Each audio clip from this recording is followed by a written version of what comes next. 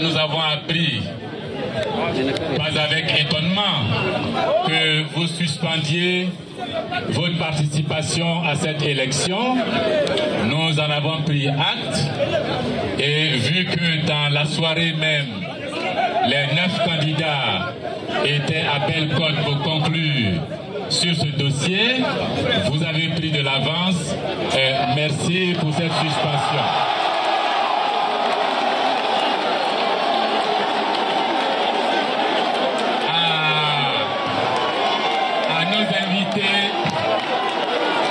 À nos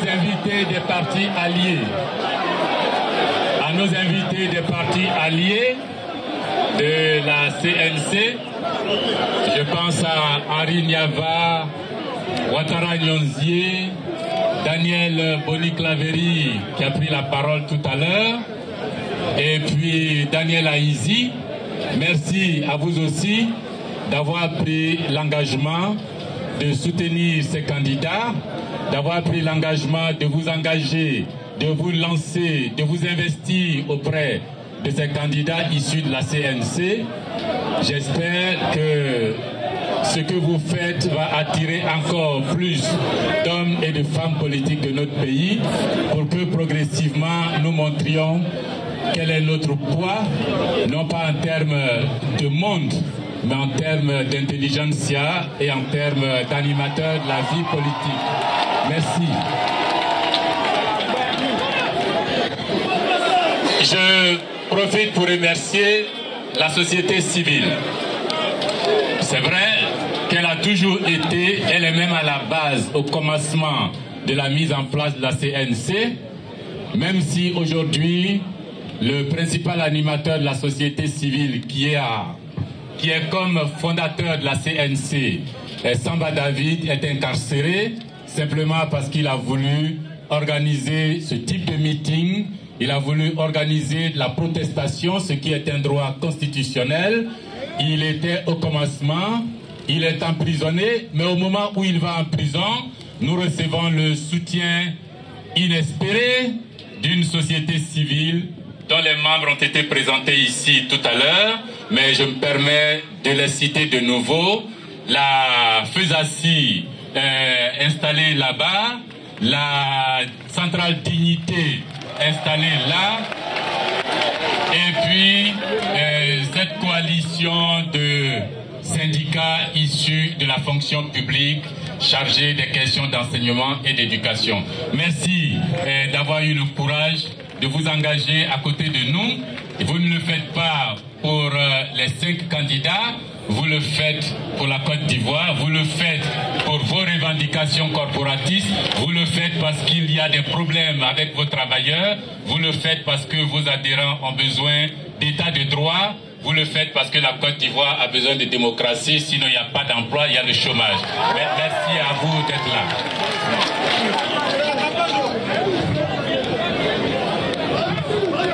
Je continue mes remerciements par rapport à ces chefs qui sont assis là-bas, ceux qui ont pu venir comme ceux qui n'ont pas pu venir. Merci à tous les chefs, vous qui avez fait le déplacement. En général, nos chefs de village, nos chefs de communauté trouvent toujours un argument imparable. Vous savez, un chef ne s'engage pas, un chef écoute tout le monde, un chef est avec tout le monde. Allez-y, on vous soutient. Vous avez bravé cet interdit, vous êtes là. On sait que vous n'êtes pas avec tout le monde. On ose penser que vous êtes avec nous. Merci à vous et que tous les chefs de Côte d'Ivoire le sachent. Quand ça se gâte pour tout le monde, chef ou pas chef. Il est important donc qu'avant que ça ne se gâte, vous puissiez vous mettre debout et puis attirer l'attention, tirer la sonnette d'alarme et puis dire attention, là où vous allez, c'est dangereux. C'est dangereux pour nous chefs, c'est dangereux pour les populations et les communautés pour lesquelles nous assurons. Merci beaucoup, merci à vous d'être là. Population et militantes et militants des partis politiques qui êtes présents ici. Il y a 5 candidats à l'élection présidentielle.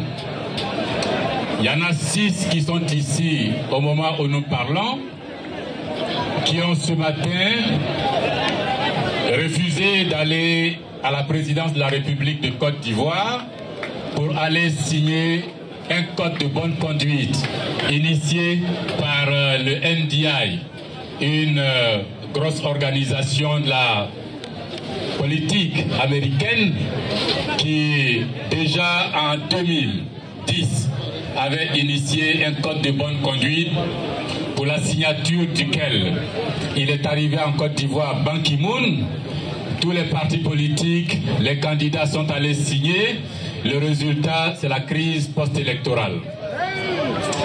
Nous avons simplement demandé qu'il était impossible pour nous, candidats, d'aller au palais présidentiel signer une charte, un code de bonne conduite, sous l'autorité d'un autre candidat qui y est, et que si le NDI acceptait de délocaliser sa signature à un autre endroit, nous serions bien partis là-bas avant de venir ici.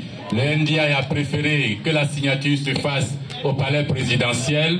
Les 6 candidats qui sont ici en ont décliné l'offre. C'est ainsi que Essi Amara est ici. C'est ainsi que Nyango Kaku était ici, mais qui s'est excusé parce que appelé à d'autres contraintes. C'est ainsi que Kona Siméon était ici. Lui aussi s'est excusé. Il court pour l'intérieur du pays où il est attendu. C'est ainsi que Kakabe est ici, même s'il est à l'étranger, il s'est excusé, il s'est fait représenter par la dame qui était juste à côté de moi et qui prendra la parole tout de suite après au nom de Kakabe.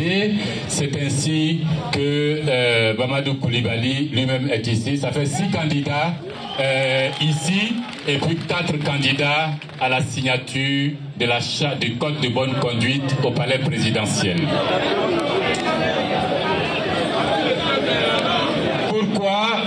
Pourquoi cet autre rassemblement? C'est vrai que quelqu'un a dit sur ce podium que sur les réseaux sociaux, il fait rage une discussion selon laquelle ils ne sont pas nombreux à Yopougon, ils ne sont pas nombreux à Figayo. Quelle importance!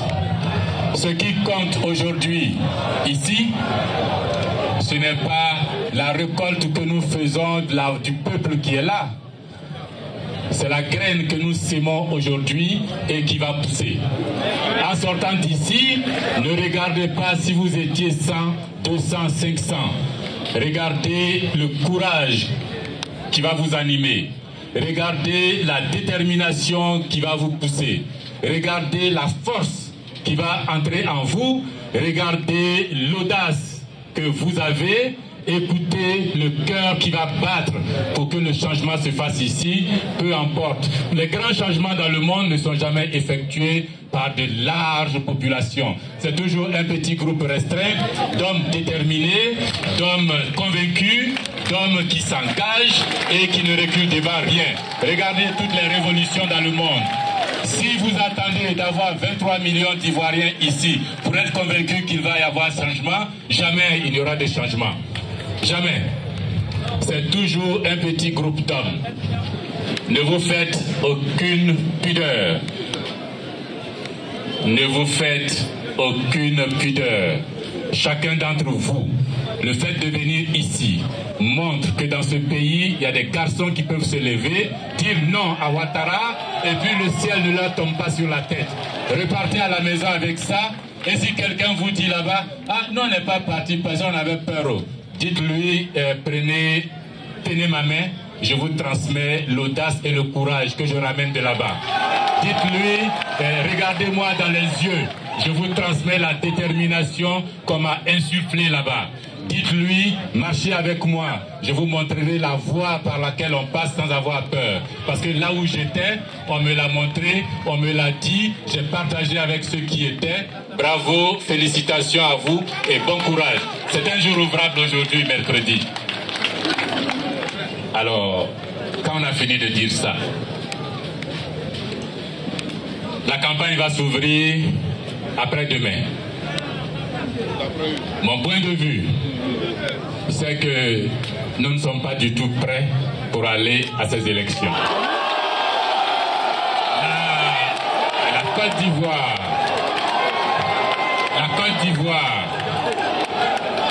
d'Ivoire n'est pas prête pour que l'on organise des élections ou une élection présidentielle dans 22 jours. On est à 22 jours du scrutin. Nous ne sommes pas prêts du tout. Mais quand je le dis, il ne faut pas penser que c'est la position de Koulibaly, l'extrémiste habituel. Il est toujours en train d'exagérer les choses. Non. J'étais à tous les pleux.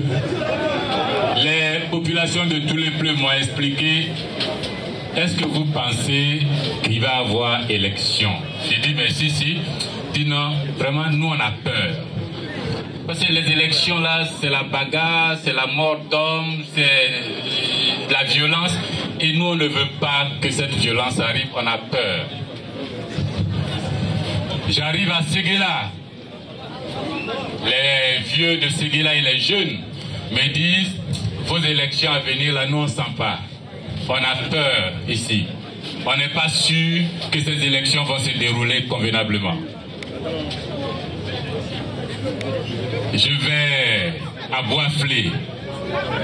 Les villageois me disent: président, nous, vos élections là, on vous voit tourner, mais nous, on a peur. Je vais à Bondoukou. Les populations de Bondoukou me disent: nous, on a peur. J'arrive à Gaumont. Les populations disent: on a peur. À Irolamé, les populations, on a peur. À 1 mois des élections, à 2 mois des élections, le peuple souverain de Côte d'Ivoire qui doit aller voter dit qu'il a peur. Est-ce que vous pensez que ce peuple est prêt pour les élections? Non. Quand on va aux élections, à 1 mois, 2 mois, le peuple est enthousiaste, le peuple est revigoré, le peuple s'est dit: oui, bientôt on va aller choisir ceux qui vont gérer l'État de Côte d'Ivoire, ceux qui vont gérer, quel est le programme qui va gérer le pays, on va aller choisir. Nous, les gens se disent: ah, vraiment, nous on a peur. Or, c'est le peuple souverain qui doit choisir. Il a peur, nous ne sommes pas prêts pour ces élections, le peuple n'est pas prêt pour aller à ces élections. Si ceux qui ont le pouvoir veulent forcer le passage, ils forceront le passage, mais ils ne diront pas qu'ils ont été élus par le peuple. Ils diront qu'ils se sont fait élire par eux-mêmes, par les médias, par les combines inavouables de leurs partenaires d'ici et d'ailleurs, par la force armée qui intimide et qui terrorise les populations. Mais ils ne diront pas qu'ils ont gagné avec l'aval et l'appui et le vote des populations de Côte d'Ivoire. Quand je dis qu'on n'est pas prêt, il y a les organisateurs eux-mêmes de l'élection.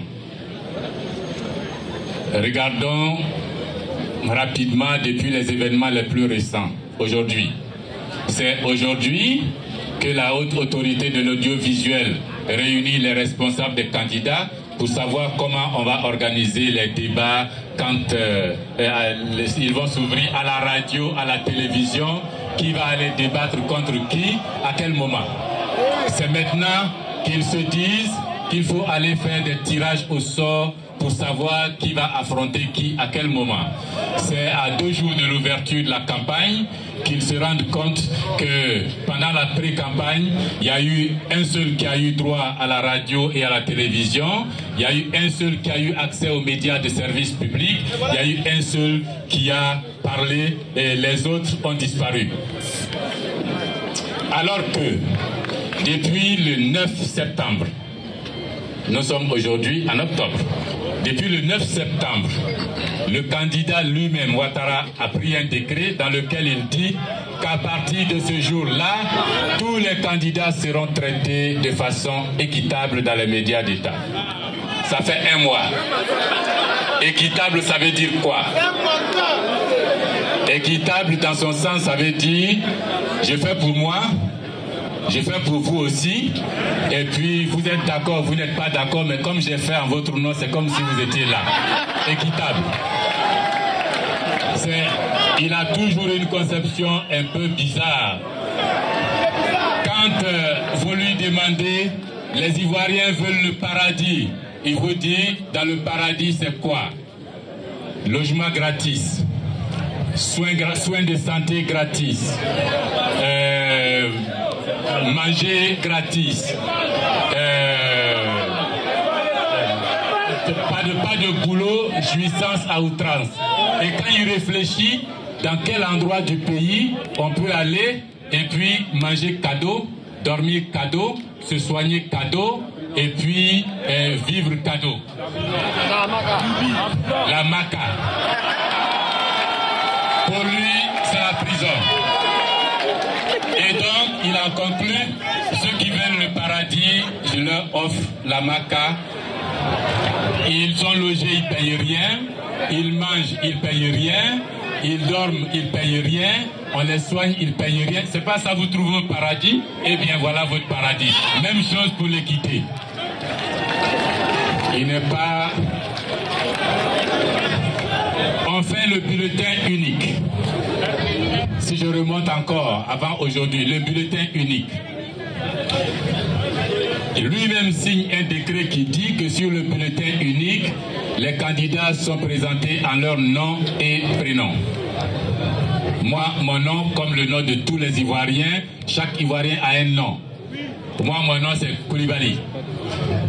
Charles Kona Bani, qui est là-bas, son nom, c'est Kona. Le président lui-même, son nom, c'est Ouattara. Mais alors, ils font le bulletin, et puis, pour lui, nom, ils mettent Alassane, prénom Ouattara.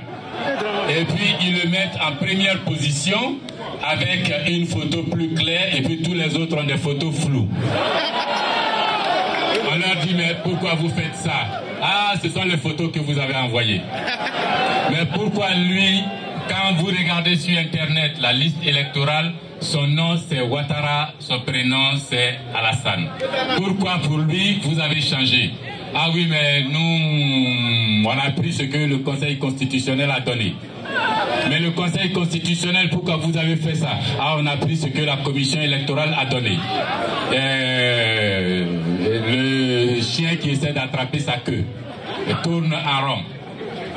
On leur dit, mais alors, très bien, pourquoi c'est lui qui est le premier de la liste?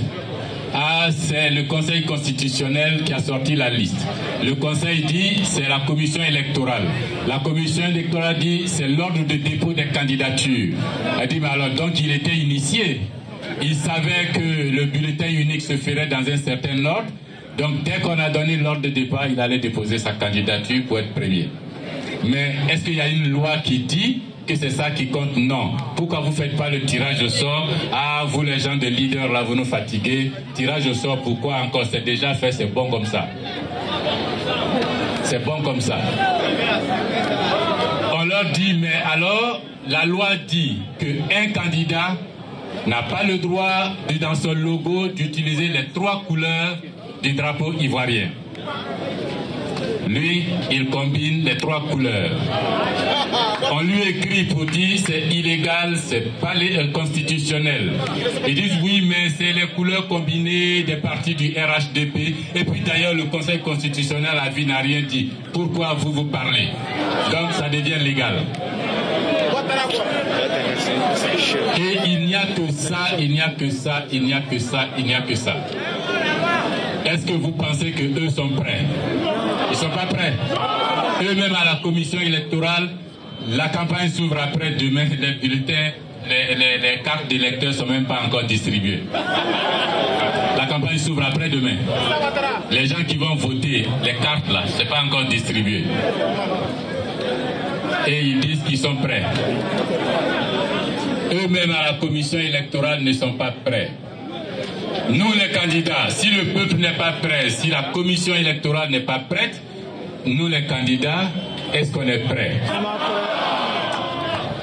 On dit, candidat Ouattara, nous les candidats, on a un souci.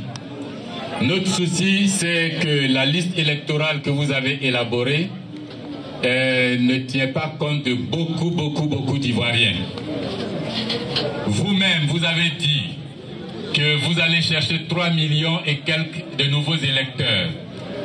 Vous-même, c'est écrit dans la loi, vous devriez commencer à faire l'enrôlement sur la liste électorale depuis 2011, 2012, 2013, 2014 et 2015. Vous-même, vous avez dit que vous signez un accord avec Safran Morpho pour nous produire 3 millions et quelques de cartes d'électeurs pour les nouveaux. Vous êtes parti, vous êtes revenu avec 340 000 nouveaux électeurs. Où sont passés les 3 millions et quelques là-bas? Réponse à nous, on a fait ce qu'on a pu. Ceux qui ne sont pas venus, c'est leur affaire. Nous, on a fait ce qu'on a pu. Ceux qui ne sont pas venus, c'est leur affaire. Est-ce que vous pensez que les candidats sont prêts à cela? Les candidats qui sont ici, Charles Konabani, vous lui posez la question, est-ce qu'il a vu la liste électorale? Il vous dira non. Est-ce que Essi Amara a vu la liste électorale? Il dira non. Est-ce que Kakabe a vu la liste électorale? Non. Est-ce que Nyango Kakou a vu la liste électorale? Non. Est-ce que Kona Siméon a vu la liste électorale? Non. Moi, je suis allé me débattre, ils m'ont donné un fichier. Je mets dans l'ordinateur, ça ne s'ouvre pas. Je me plains, ils me disent non, il faut faire ci, il faut faire ça. J'ai tout fait, ça ne s'ouvre pas. Et puis après, ils me disent oui, mais la liste électorale est sur Internet. Je suis candidat à des élections. Je vais, conformément à la loi, chercher la liste électorale. Vous dites non. Est-ce que le candidat est prêt? Si je n'ai pas la liste électorale, si je ne l'ai pas découpée pour la donner à mes différents responsables partout en Côte d'Ivoire, pour que un mois avant, 15 jours avant l'ouverture de la campagne, on fasse le point pour savoir qui est où, qui est dans quel cours, dans quel village, qui vote comment, et puis qu'on commence à faire le marquage. Si on me donne la liste électorale dans 5 jours, en pleine campagne, vous pensez que je serai capable de faire mon travail de candidat et puis que les gens aillent voter pour moi? Non. Les candidats ne sont pas prêts. Quand on dit aux candidats, est-ce que dans cette dynamique, les Ivoiriens vous connaissent? Vous leur demandez, aucun ne passe à la télévision, aucun ne passe à la radio. Personne. Aucun d'eux ne passe ni à la télévision ni à la radio. Et les gens vont aller voter. Le seul que les gens connaissent, qu'on voit toujours à la radio, à la télé, ah oui, oui, c'est lui. Il a les couleurs nationales. Sa photo est plus claire, c'est lui on voit toujours, il est le premier de la liste, son cadre est plus grand, et puis on va s'étonner après qu'il a gagné. Mais lui, il sait qu'il a gagné depuis 3 ans déjà. Ce qu'on fait là, c'est des formalités. Ce sont des formalités pour lui. Les candidats ne sont pas prêts. Si on leur dit, et la sécurité? Quand vous allez, moi quand je tourne dans le pays, dès que je sors d'un village, ce sont des forces de l'ordre entre eux qui viennent, gendarmerie ou police, pour demander aux populations pourquoi vous l'avez reçu. Qu'est-ce qu'il est venu vous dire? Celui-là est un fouteur de merde. Il veut créer la chienlit ici. Il ne faut pas le recevoir. Nous, on a promis 100% à Ouattara et puis vous allez recevoir un gars comme ça, vous allez gâter l'autre. Non, il ne faut pas le faire. Et vous pensez que moi je suis prêt? Non. Quand vous demandez la sécurité, qui va sécuriser les candidats qui sont ici? Quand ils vont aller en tournée, de nuit comme de jour, qui va les sécuriser? Ah, on va vous donner 15 policiers, militaires, gendarmes, et puis ils vont vous accompagner. Et normalement, si c'était des soldats de la République, si on avait pris le temps de construire une armée nationale, si on avait pris le temps de construire une police véritablement nationale, si on avait pris le temps de construire une gendarmerie véritablement nationale, si un gendarme ivoirien était égal à un gendarme ivoirien, s'il n'y avait pas les gendarmes de première catégorie et les gendarmes de seconde catégorie, s'il n'y avait pas les policiers de première catégorie et les policiers de seconde catégorie, s'il n'y avait pas les militaires de première catégorie et de seconde catégorie, on aurait dit oui, allons-y. Oui, allons-y. Mais dans la gendarmerie que nous voyons là, dans la police que nous voyons là, dans l'armée que nous voyons là, ou dans le commissariat vous avez ceux qui sont en treillis, qui ont les fusils, qui sont policiers catégorie 1, et puis vous avez ceux qui sont en treillis, qui sont là, qui ont le pic, catégorie numéro 2. Et vous pensez que les candidats qui sont ici peuvent faire confiance comme ça aveuglément? Non, les candidats ne sont pas prêts. Les candidats ne sont pas prêts. Les candidats ne sont pas prêts. Les candidats ne sont pas prêts. Alors voilà une élection à laquelle nous allons. Le peuple a peur. Les organisateurs ne sont pas prêts. Les candidats ne sont pas prêts. Et puis on dit on va ouvrir la campagne électorale. Alors, qu'est-ce qu'il faut faire? Les 5 candidats qui sont ici disent à l'autre candidat et aux autres candidats, on n'a qu'à trouver une formule, on s'assoit, on met une table, et non pas à Paris, au Marcoussis, Pretoria, Ouaga ou Accra, on s'assoit ici au plateau. 10 candidats. Et puis on fait le constat. Est-ce que oui ou non, nous sommes prêts pour aller aux élections? Est-ce que oui ou non, la commission électorale est prête? Est-ce que oui ou non, la liste électorale est consensuelle? Est-ce que oui ou non, l'accès à la RTI est consensuel? Est-ce que oui ou non, la commission électorale, la liste électorale, les organisateurs, est-ce que nous sommes prêts? Parce que nous avons 10 candidats. Bani n'a aucun représentant à la commission électorale. KKB n'a aucun représentant à la commission électorale. KKS n'a aucun représentant à la commission électorale. Essiamara n'a aucun représentant à la commission électorale. Nyango Kaku n'a aucun représentant à la commission électorale. Mamadou Koulibaly n'a aucun représentant à la commission électorale. Pourtant, il y a 10 candidats. Madame Claire Nkwangwa n'a personne à la commission électorale. Ariette Lagou n'a personne à la commission électorale. 8 n'ont personne à la commission électorale. Et puis il y en a 2, eux ont des représentants à la commission électorale. Et quand on tourne le rideau, il y en a 2 qui ont des représentants, il y a 8 qui n'ont pas de représentants. Et vous pensez que les candidats sont prêts? Et à la commission électorale, vous en trouvez qui sont candidats à rien du tout. Vous avez Bamba Morifere qui siège, qui n'est candidat à rien du tout. Vous avez Fologo qui siège, qui n'est candidat à rien du tout. Vous avez Anaki Kobina qui siège, qui n'est candidat à rien du tout. Vous avez Koulibaly Gervais qui siège, qui n'est candidat à rien du tout. Alors, vous avez des candidats qui ne sont pas dans la commission électorale, et puis vous avez certains à la commission électorale qui ne sont pas candidats. Les seuls qui sont à la commission électorale qui sont candidats, il y en a 2. Est-ce que vous pensez que les candidats sont prêts? Il y a Assi qui est à la commission électorale et Ouattara qui est à la commission électorale. Est-ce que vous pensez qu'on est prêt? Alors, c'est compte tenu de tout ça. Compte tenu de tout ça, nous avons écrit et écrit et écrit. Nous avons plaidé et plaidé et plaidé pour dire, monsieur les candidats et candidates, nous ne sommes que 10, mettons-nous à table, faisons le point, on va pointer, est-ce que la commission est bonne? Est-ce que la liste est bonne? Est-ce que l'accès aux médias d'État est bien? Est-ce que la sécurité est bien? On coche tout ça, et puis on voit si c'est pas bien, on prend le temps de faire bien avant d'aller aux élections. On prend le temps de faire bien avant d'aller aux élections. Mais si vous nous bousculez pour faire des élections maintenant, je crains fort que ça se passe mal. Alors, le plus drôle, c'est que tous les grands pays du monde qui donnent des leçons de démocratie partout. Tous les grands pays du monde qui essaient de convaincre les Africains qu'il faut faire la démocratie, c'est bon pour vous la démocratie. La démocratie, c'est bon pour la prospérité.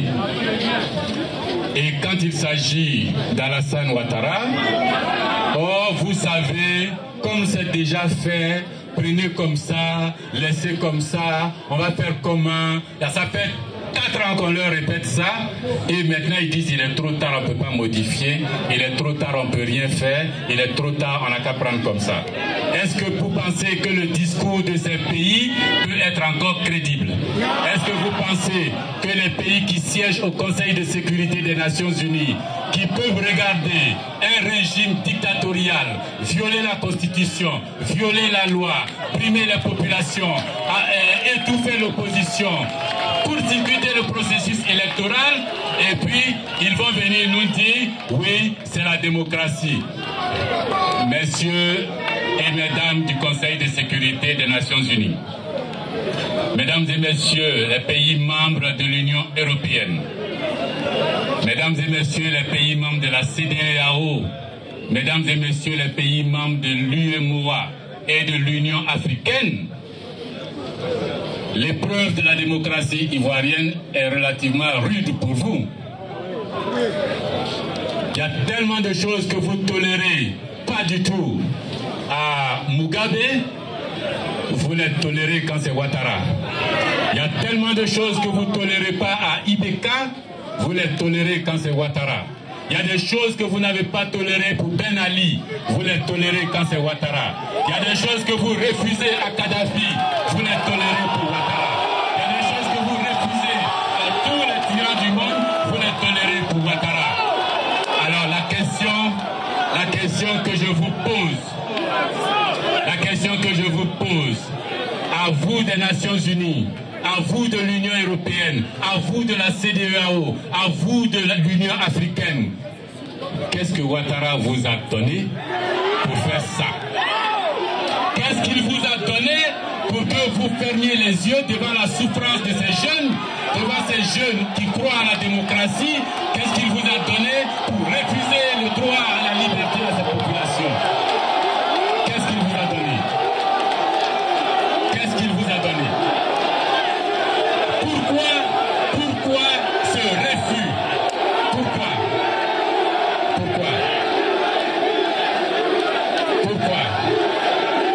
Est-ce que vous êtes en train d'attendre? Est-ce que vous êtes en train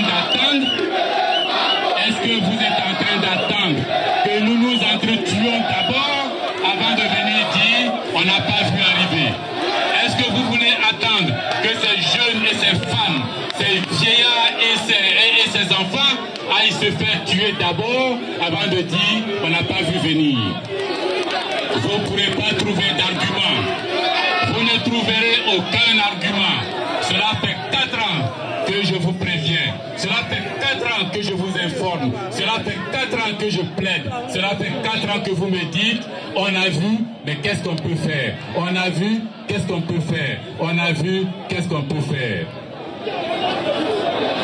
Votre capacité de sanctionner les régimes disparaît quand il s'agit de Ouattara.